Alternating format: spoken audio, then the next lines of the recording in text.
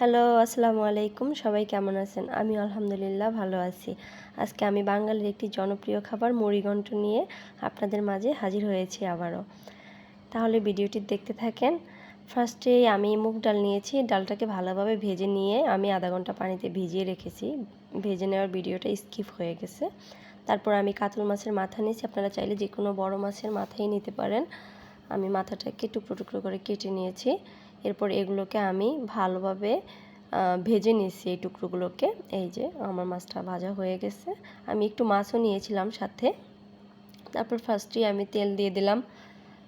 এবার আমি এর ভিতরে দিয়ে দেব দারুচিনি, এলাচ, তেজপাতা, একটা কাঁচামরিচও পড়ে গেছে, যাক ব্যাপার না, কাঁচামরিচ তো এমনিও তো পরে দেব। তারপরে দিয়ে দিলাম পেঁয়াজ কুচি। পেস্টটা একটু বাদামি হয়ে আসলে আস্তে আস্তে আমি সবগুলো মশলা অ্যাড করে নেব। ফার্স্টে দিয়ে দিলাম লবণ। এবার দিয়ে দিয়েছি পেঁয়াজ বাটা, রসুন বাটা, আদা বাটা, জিরা বাটা দেব এবার। এই তো এবার আমি মশলাটাকে ভালোভাবে কষাবো। তার আগে আমি হলুদের গুঁড়ো দিলাম, তারপরে দিয়ে দেব মরিচের গুঁড়ো। মশলা যত ভালো কষানো হবে মুড়িঘন্টটা ততই ভালো হবে, আর ডালটা যত ভাজা হবে তত ভালো হবে। এই তো আমি মশলাটাকে একটু পানি অ্যাড করে দিলাম। এবার আমি মশলাটাকে 2 মিনিটের মতো কষিয়ে তারপরে যে মাছটা ভেজে রেখেছিলাম ওই মাছটা দিয়ে দিলাম।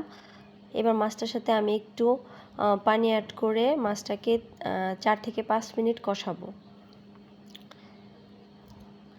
ডালটাকে ভালোভাবে কেন ভাজবো, আসলে ডালটার যে স্মেলটা কাঁচা সেটা চলে যাবে। এই তো যে ডালটা আমি ধুয়ে রেখেছিলাম সেটা দিয়ে দিলাম। এখন এই ডালটার মাছটা একসাথে তাও আবারও আমি পানি দিয়ে দিলাম।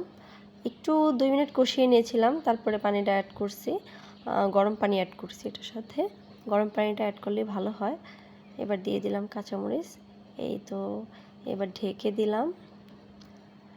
মাঝে মাঝে আমি ঢাকনা উঠিয়ে নেড়ে দেব, কারণ মাছটা যাতে যেই মাথাটা দিয়েছি এটা যাতে ভেঙে যায়, ডালের সাথে একদম অ্যাবজর্ব হয়ে যায়। আমার প্রায় রান্না শেষ হয়ে আসছে। তারপর আমি এই ডালটা একটু পাতলা রাখলেই বেশি মজা লাগে খেতে। আমি বেশি পাতলাও রাখবো না, বেশি ঘনও রাখবো না। এই তো আমার প্রায় ডালটা হয়ে গেছে। এবার আমি একটু বাগার দিয়ে নেব আর কি। এই জন্য আমি পেঁয়াজ আর রসুন কেটে নিয়েছি। এই তো এখন বাদামি কালার হয়ে আসলে আমি ডালের ভিতরে দিয়ে দেব। এরপর আমি ডালটাকে আরও রেখেছিলাম 5 থেকে 6 মিনিটের মতো চুলায় রেখেছিলাম। এই জিরার গুঁড়িও দিয়ে দিয়েছি একটু। আমার ডালটা প্রায় হয়ে গেছে। আচ্ছা, এই মুড়িঘন্ট ডালটা কার কার পছন্দ, ভালো লাগলে ভিডিওটি লাইক, কমেন্ট, শেয়ার দিয়ে পাশে থাকবেন। আসসালামু আলাইকুম।